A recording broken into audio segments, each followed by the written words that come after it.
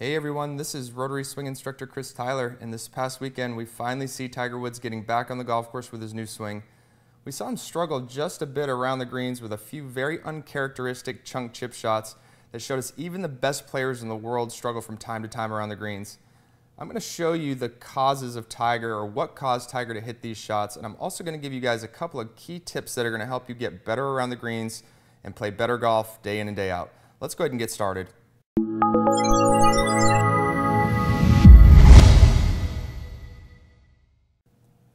Okay, so those of you that are joining us on our YouTube channel, and before I get started with this in-depth look at some of Tiger's mistakes around the greens this past weekend, I'm going to go ahead and include a special bonus clip on a golf pitching technique that's going to help you get better around the greens each and every time you go out and play.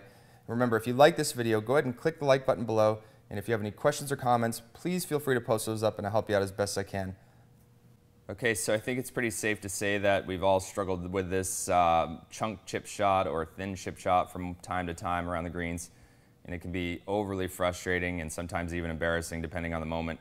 But I want to show you a couple of the areas that are different with Tiger's pitching technique from this past weekend at the Hero World Challenge to where it was just a couple years ago.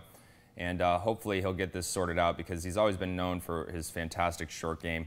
And so I want to show you some of those areas, and I also want to give you guys a clear indicating, with your own golf swing or your own chipping technique, of what can be causing you these problems and help you get those sorted out on the sooner side.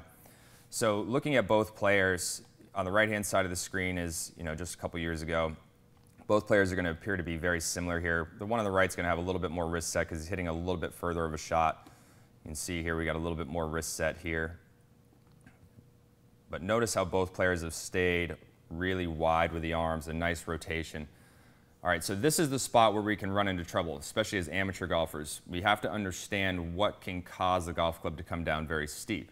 Now, there are two things in chipping or in the regular golf swing that can steepen the golf club coming down, and that's going to be either the left thumb or your lead thumb, depending on what handed you are, as far as right-handed or left-handed. But in Tiger's case, his left thumb or the right hand. Both of those things are in a position to where they can push against the shaft. And if you push against the shaft, that's what's going to cause the club head to come down very steep and very quickly. Now, when we look at this analysis later, you'll be able to tell exactly what caused Tiger to get this club really steep and ultimately hit these dreaded chunk shots. So let's go ahead and take a look as we start down, and both players are going to be very similar down into the hitting area. Okay, so you can see it gets his hands leading into the shot beautifully. So here we are at impact. Very similar styles from both, Tiger of old to Tiger of now. So there's not really a ton of change going on here. But these next few frames are going to be the important ones and show you exactly what the culprit was to have this club coming in a little bit on the steep side.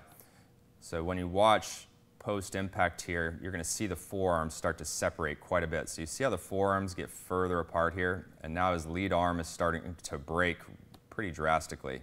He's got this good-sized break in it.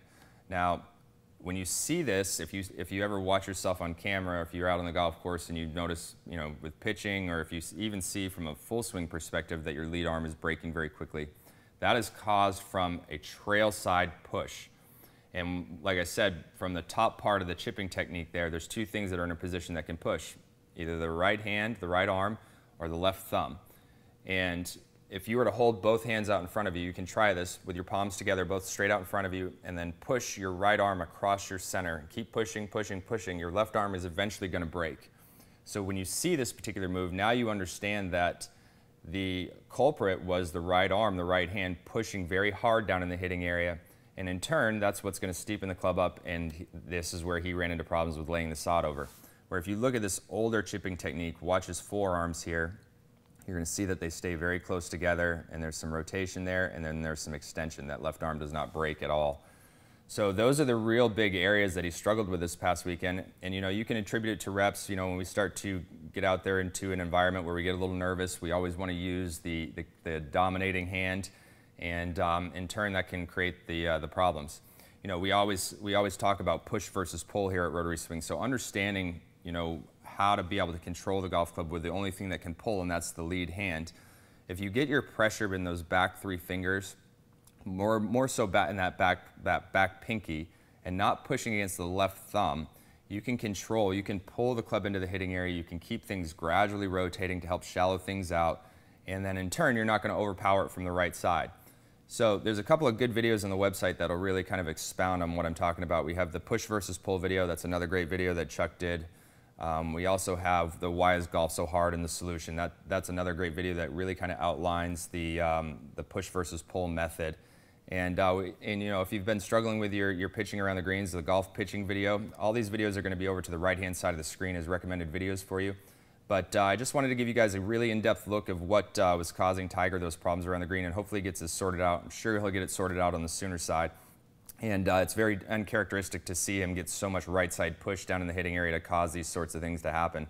So get out there, understand what can steepen the golf club up, make sure that you have no pressure in that left thumb on the way down, and keep that right hand extremely relaxed, and learn how to lead with that control hand, and you'll be on your way to hitting better pitch shots and getting it closer to the hole, and certainly not hitting that embarrassing, frustrating shot anymore.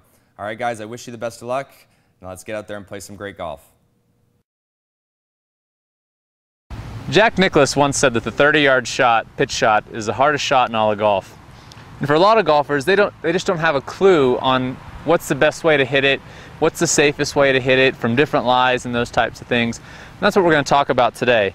I'm going to show you several different ways to play it, and we're going to start out with this tight lie here. So this is mown, tight, bent grass, so it's very, very tight lie. It's very wet, so and it's on a little bit of an upslope and slightly into the grain.